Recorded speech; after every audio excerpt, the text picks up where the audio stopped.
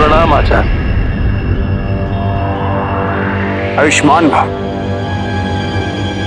हमारी योजना का पहला चरण संपूर्ण हो गया है तारकासुर। तुम्हारे पुत्र ने शिव को अपना बंदी बना लिया है। अब तुम्हें दूसरे चरण का कार्य पूर्ण करना होगा। परंतु आचार्य, मैं तो इस नागपाश के जकरण में अनंत अंतरिक्ष के चक्कर लगा रहा हूं। भला मैं क्या कर सकता हूं? संपूर्ण संसार को अपने ताप से जीवन देने वाला सूर्य, वो भी तो इसी अंतरिक्ष में है तारकासुर। सारा विश्व उसी की ऊर्जा पर निर्भर है।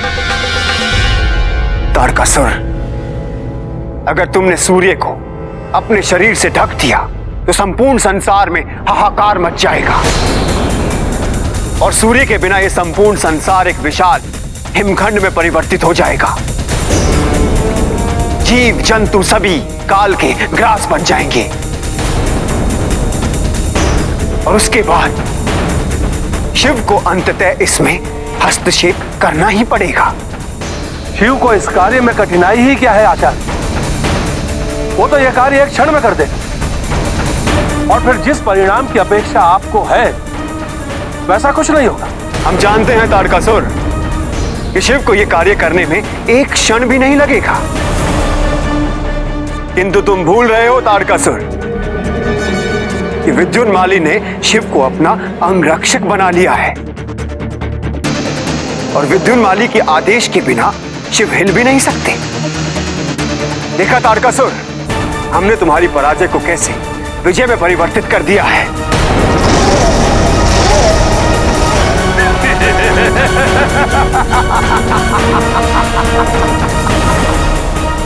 आप महान हैं आचार्य, आप सचमुच महान हैं।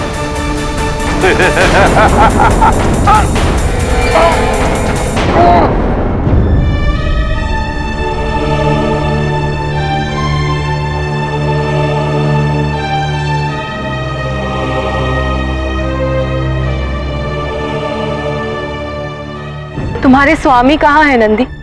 मैंने उन्हें ढूंढने का बहुत प्रयत्न किया, किंतु वो कहीं नहीं मिले माता। बिना किसी को सूचित किए कहाँ जा सकते हैं वो?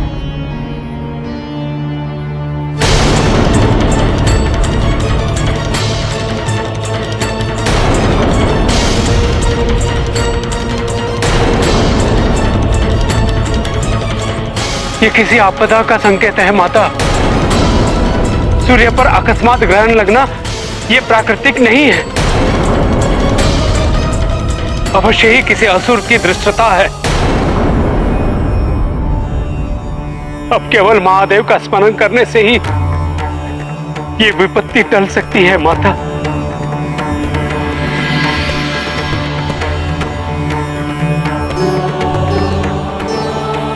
आप जहां कहीं भी हैं, शीघ्र लौट आइए महादेव। मनुष्यों को इस विपदा से केवल आप ही उबार सकते हैं।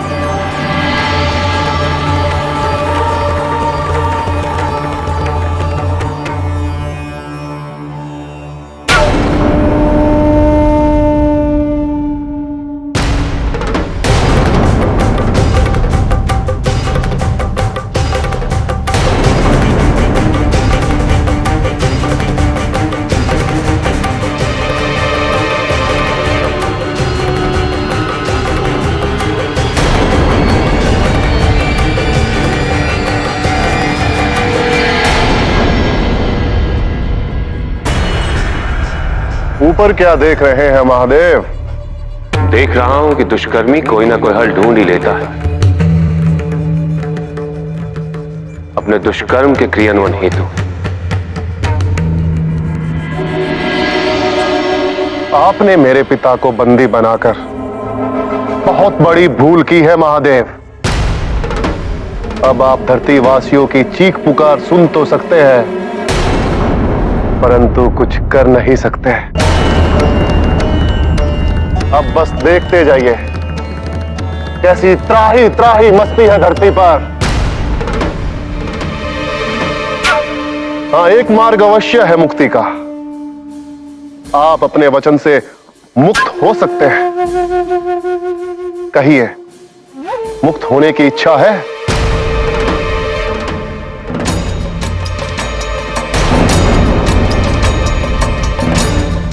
आप मेरे पिता को मुक्त कीजिए, मैं आपको आपके वचन से मुक्त कर दूंगा। मेरा प्रस्ताव स्वीकार है महादेव?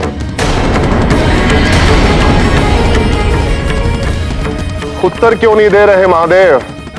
कहीं आपकी चुप्पी का अर्थ ना तो नहीं? तो ठीक है, यहां पर खड़े होकर पहरा दीजिए।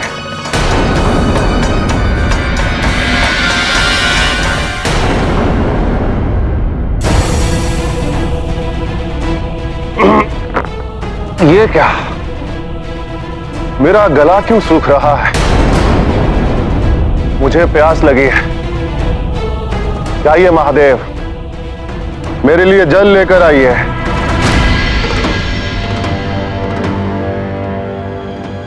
जाइए।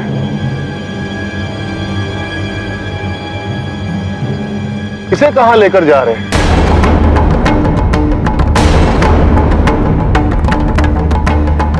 आप बस जल लेकर आइए। जाइए।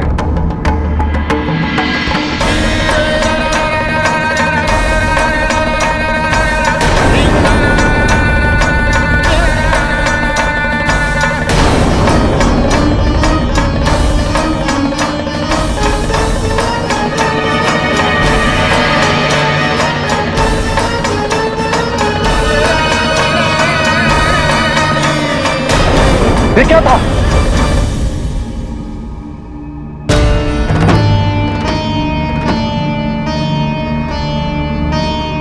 मेरे और आदिशक्ति के अतिरिक्त त्रिशूल के भार का कोई वहन नहीं कर सकता।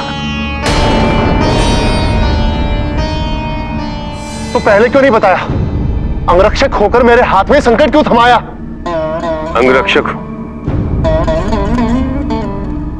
तभी तो तुम सुरक्षित हो। मैं जल लेकर आता हूं। रहने दीजिए, मेरी प्यास बुझ चुकी है।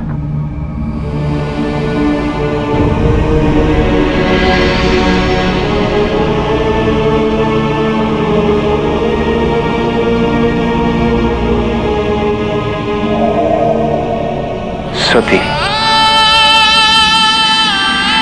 आप आ गए महादेव।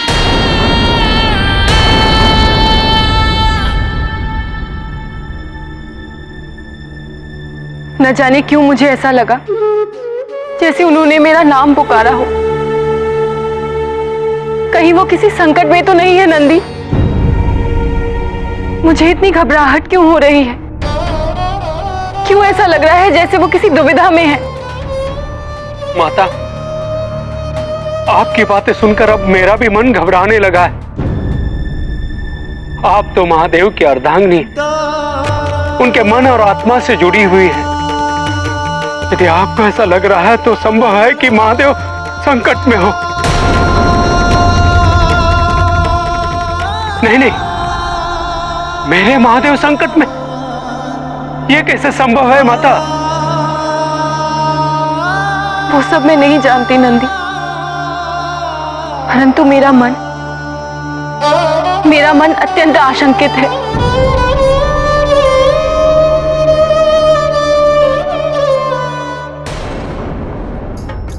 अपनी मूर्खता से एक राक्षस के अंगरक्षक बन गए महादेव।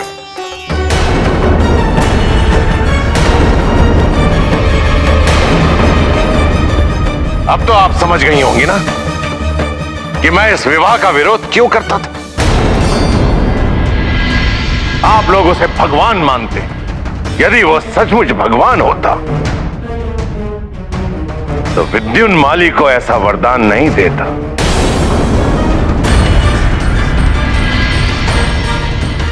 क्या मेरे आराध्य विष्णु ने कभी किसी को ऐसा वरदान दिया है? कदापि नहीं। प्रजापति, भक्त की भक्ति से प्रसन्न होकर उन्हें वरदान दे देना, ये तो महादेव का स्वभाव है। किंतु महादेव के हर वरदान के पीछे एक उद्देश्य छिपा होता है। विद्युन्माली को दिए गए वरदान के पीछे भी भविष्य में घटने वाली एक महत्वपूर्ण घटना छिपी है। यह अंधविश्वास है ऋषि कश्यप। आप ये क्या कह रहे हैं स्वामी? सती के बारे में तो सोचिए। शिव के बिना ना जाने वो किस हाल में होगी।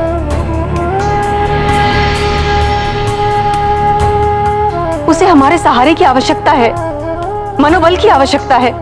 हम सबको उससे मिलने कैलाश अवश्य जाना चाहिए। कोई कैलाश नहीं जाएगा।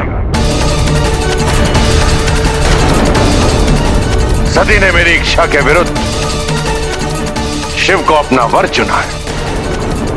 अपने चयन का परिणाम उसे स्वयं भुगतना हो। यह समय यज्ञ की तैयारी का है, ना कि सती के पास जाने का।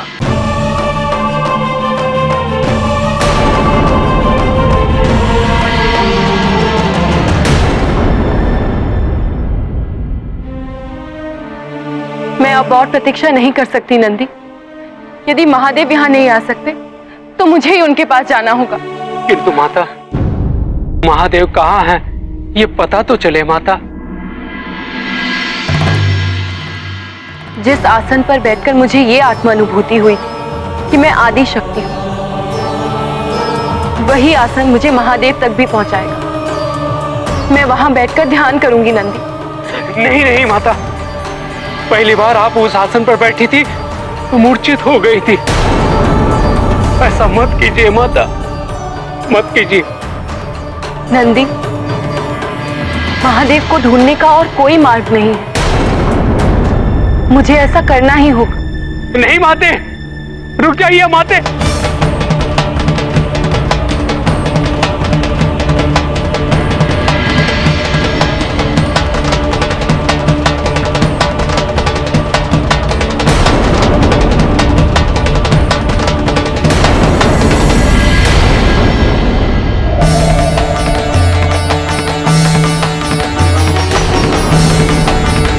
माता,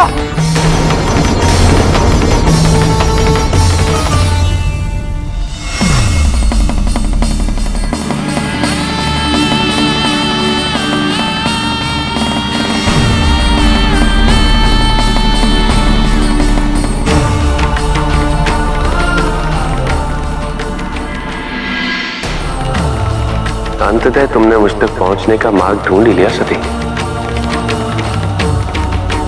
किंतु आप यहाँ क्या कर रहे हैं? आपने तो कहा था आप शीघ्र ही लौट आएंगे। आप अब तक कैलाश क्यों नहीं लौटे? जानते हैं, मैं कब से आपकी प्रतीक्षा। सती,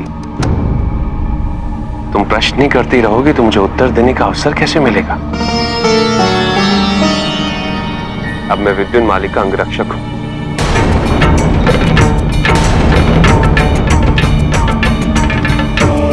अपने स्वामी की आज्ञा के बिना एक क्षण के लिए भी कहीं नहीं जा सकता। किंतु आप किसी के सेवक कैसे हो सकते हैं? ये कैसे संभव है? पूरी बात सुनो सती, तुम सब समझ जाओगे।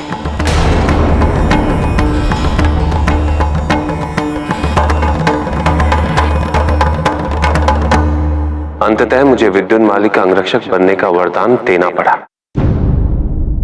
किंतु आपको तो पहले से ही ज्ञात होगा कि वो वरदान में क्या मांगने वाला है।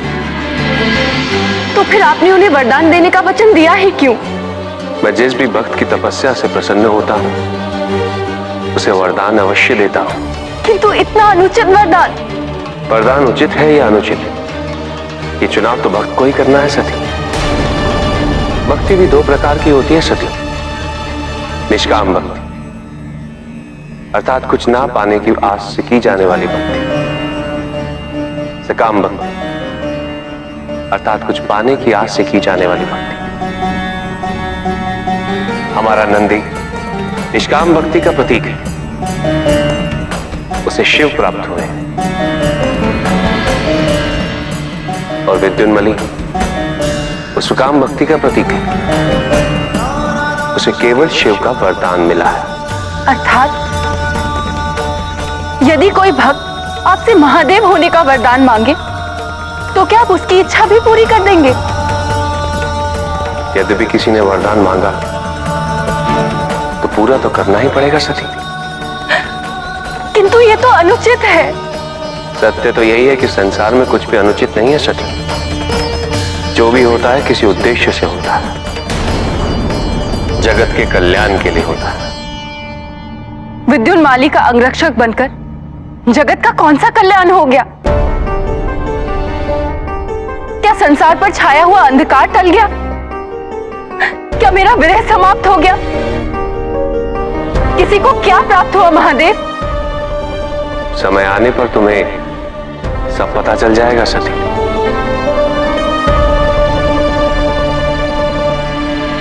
सती को शिव के पास नहीं आना चाहिए था, कहीं कोई अनर्थ ना हो जाए। नारायण, सती शिव की पत्नी है और संकट के समय पत्नी अपने पति का साथ देती है। इसमें क्या अनर्थ है ब्रह्मदेव? देवी लक्ष्मी, यदि सती का अपने आदि शक्ति वाले स्वरूप से साक्षात्कार हो गया होता तो अवश्य शिव को संकट में सहायता कर पाते, परंतु सती अभी योग्य नहीं, वो पूर्ण रूपेण मनुष्य है।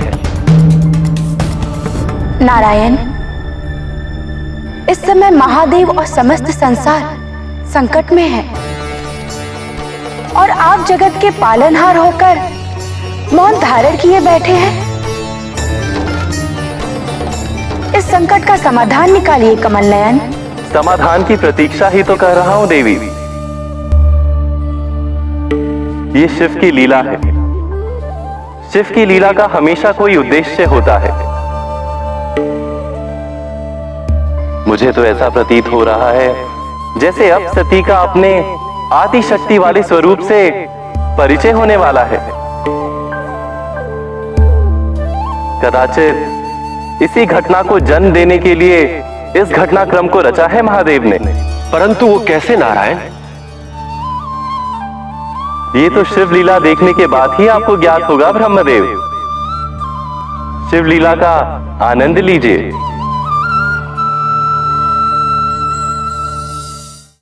ये क्या हो रहा है अंगरक्षक? कौन है ये? ओ, तो सती माता आई है। कहिए माता, मैं आपके लिए क्या कर सकता हूं? महादेव को अपने वचन से मुक्त कर दो विद्युन्माली। तुमने छल से उनसे वरदान प्राप्त किया है। छल नहीं माता, तपस्या का ही है। वैसे मैं समझ सकता हूं कि अभी अभी आप दोनों का विवाह हुआ है, ऐसे में एक पत्नी का अपने पति से दूर रहना असंभव है। तुम क्या चाहते हो? वही चाहता हूं माता जो आप चाहती हैं। आपको अपने पति चाहिए, मुझे मेरे पिता। कहिए इनसे कि मेरे पिता को अपने नागपाश से मुक्त कर दें। मैं इनको अपने वचन से मुक्त कर दूंगा।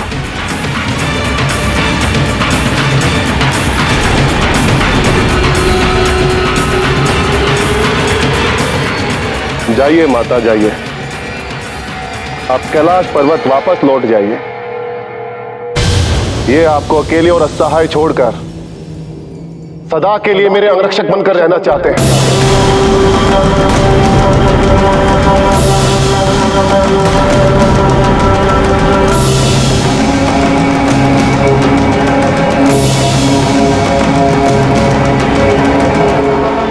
अंगरक्षक,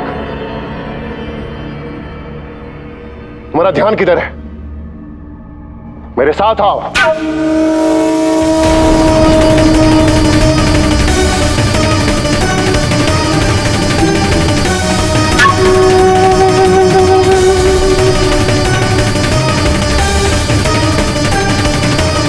क्षमा कीजिएगा माता, मैं समझ सकता हूं आपको अपने पति को इस प्रकार देखकर अच्छा नहीं लग रहा होगा,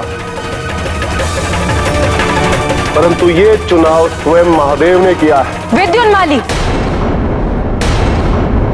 यदि महादेव तुम्हारे पिता को मुक्त नहीं कर सकते तो इसके पीछे कोई बहुत बड़ा कारण होगा। और पत्नी होने के नाते मेरा ये धर्म है कि मैं महादेव की इच्छा का सम्मान करूं और इस दुख के क्षण में उनका साथ निभाऊं। यदि महादेव मेरे साथ कैलाश वापस नहीं लौट सकते तो मैं भी उनके साथ यहीं रहूंगी। वैसे भी जहां पति का वास हो, पत्नी का घर भी वहीं होता है। तुमने मेरे पति को सेवक तो बना लिया, परंतु स्वामी होने के नाते एक सेवक को सपरिवार बसाने के अपने उत्तरदायित्व को कैसे भूल गए? अपने उत्तरदायित्व को निभाओ विद्युन्माली, और मुझे यहाँ रहने के लिए घर प्रदान करो।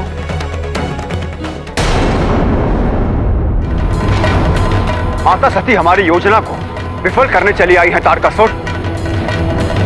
यदि विद्युन्माली ने शिव और सती को रहने के लिए घर दे दिया तो उनका घर बस जाएगा, उन्हें पुत्र की प्राप्ति भी हो जाएगी। तुम्हारी मृत्यु निश्चित है तारकासुर, निश्चित। मेरा पुत्र शिव और सती को रहने के लिए घर देने की मूर्खता कदापि नहीं करेगी। यदि तुम्हारे पुत्र ने माता सती को घर देने से मना किया तो हमें उनके क्रोध का भी सामना करना पड़ सकता है। मत भूलो तारकासुर, माता सती आदिशक्ति है और आदिशक्ति का क्रोध महाविनाशकारी हो सकता है।